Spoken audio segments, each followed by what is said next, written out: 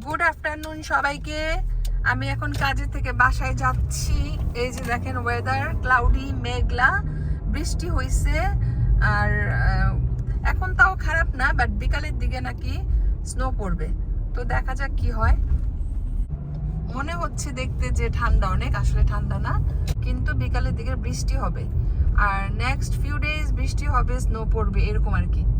আর এটা হচ্ছে আমাদের লোকাল গো ট্রেন স্টেশন, খুবই কনভিনিয়েন্ট। স্কুলের বাচ্চারা এই ট্রেনটা ইউজ করে কলেজ ইউনিভার্সিটিতে যাওয়ার জন্য, স্পেশালি ইউনিভার্সিটিতে যাওয়ার জন্য এই গো ট্রেনটা ইউজ করে। এটা একদম আমাদের ঘরের কাছে। তো কাজ শেষ করে বাসায় যেয়ে 2 ঘন্টা ঘুমাইছি, অনেক টায়ার্ড ছিলাম। এখন গ্রোসারি করতে যাচ্ছি। একটা ছোটখাটো গ্রোসারি আমাদেরকে করতে হবে, একটু দূরে যাচ্ছি, ওইখানের ওই গ্রোসারি স্টোরটা আমাদের পছন্দ। তো আজকের ওয়েদারটা এরকম। এখন 4:30 বাজে বিকাল। আমাদের ইফতারি 7:30টার দিকে, সময় আছে। আজকে ইফতারিতে কিছুই বানাবো না, গতকালকের ফ্রিজে থাকা খাবারগুলাই গরম করে খেয়ে নিব। প্রতিদিন ইফতারি বানানোর দরকার হয় না, কারণ অনেক খাবার বেঁচে যায়। তো খাবার নষ্ট করা একদমই ঠিক না। ইনশাল্লাহ আগামীকাল আবার রান্না করব। রাতে স্নো পড়তে পারে, বাট এখন ঠিক আছে। সকাল থেকে এই পর্যন্ত এরকমই। কথা বলতে বলতে এখন একটু একটু করে বৃষ্টি পড়ছে হঠাৎ করে। তো এই যে বৃষ্টি হচ্ছে, ঝিরিঝিরি বৃষ্টি চারিদিকে। তো আমি দোকানে চলে এসেছি। দেখেন এই সাইডটা কত সুন্দর করে চিপসগুলা রাখছে। মনে হচ্ছে না অন্য কিছু, মনে হচ্ছে কাপড় ভাঁজ করে রেখেছে। আমি আর কোথাও এইরকমভাবে চিপস রাখতে দেখি নাই। অন্য আরেকটা দোকানে যাই, সেখানে ওরা শেলফের মধ্যে রাখে ভাজে ভাজে, কিন্তু এখানে একদম দাঁড়া করাই রাখছে চিপসগুলাকে।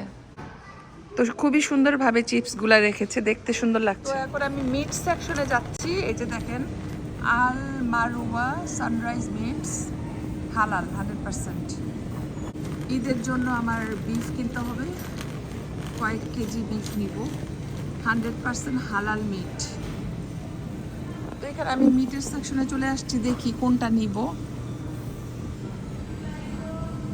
মিট কিনতে আমার একদম ভালো লাগে না, কারণ হয় কি, এখন জিনিসপত্রের এত বেশি দাম বেড়ে গেছে যে কিনতে ইচ্ছা করে না। বাট তারপরও খেতে তো হবে, চয়েস নাই। এখন বিভিন্ন দামের আছে, বিভিন্ন সাইজের, বিভিন্ন ক্যাটাগরির। এখন দেখি কোনটা নিব। আমি সাধারণত এইটা নেই, 799 পাউন্ড এটা। তো ওদেরকে জিজ্ঞেস করি, তারপরে আমি চুজ করি। আর এখানে অনেক ধরনের মিট আছে। আজকে কমই লাগতেছে, কারণ আমরা তো একদম বিকালের দিকে এসেছি, শেলফগুলো একটু খালি খালি। It has bone and fat both, or mix? 3 of them mix. So bone quantity is more or less? Bone. Is it more bone, less meat, something less bone? Because I don't want too much bone and I don't want too much fat. Too much fat? Which one is better for cooking? No, too much fat I don't want. Which one is better? 849 pound. 2 kilo how much? $40? Sorry? 5 pounds. It's 2 kilo. 2 kilo 5 pounds.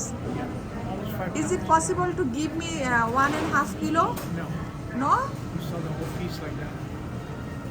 Okay, আমি এই যে এই পিসটা কিনলাম 2 kilo. 2 and this is 2 kilo, right? Okay, so it's okay. Not too big sizes, not too small sizes, please.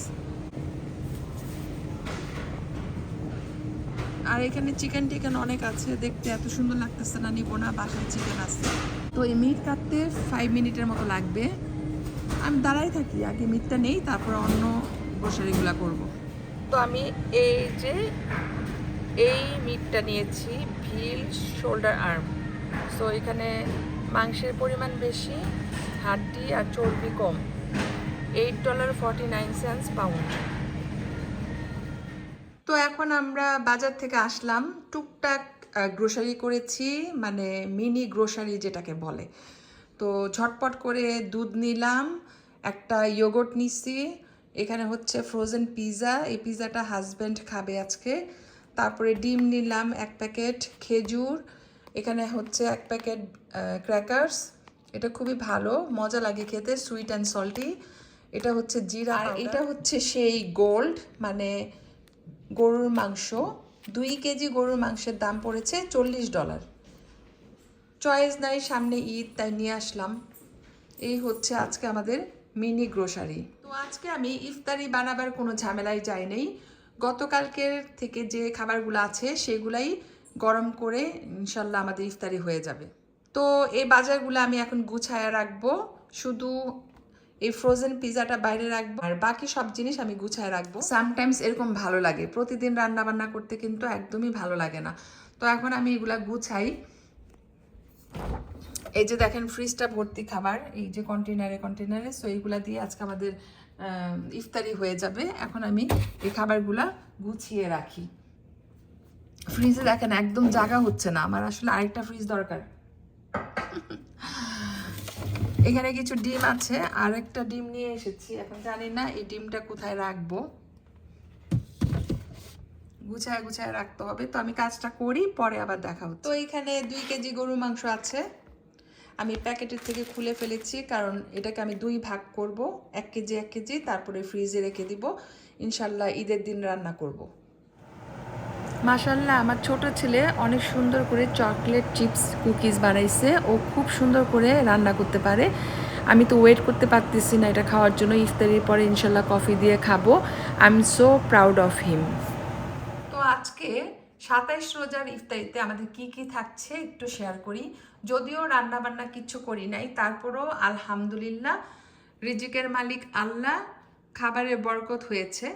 এই যেমন এখানে আছে বেগুনি পেঁয়াজু, বুট ভাজি, বেগুনের তরকারি, মিষ্টি কুমড়ার তরকারি, এখানে হচ্ছে পায়েস, খেজুর, চাটনি, তারপরে ভাত, মুড়ি, আর এটা হচ্ছে কেক, বিস্কুট, 3 ধরনের 3 ফ্লেভারের মিনি ইয়োগর্ট, ড্রিঙ্কস 2টা, আর সাথে থাকবে ফ্রোজেন পিৎজা 375 ডিগ্রিতে ওভেনে গরম করে নিব।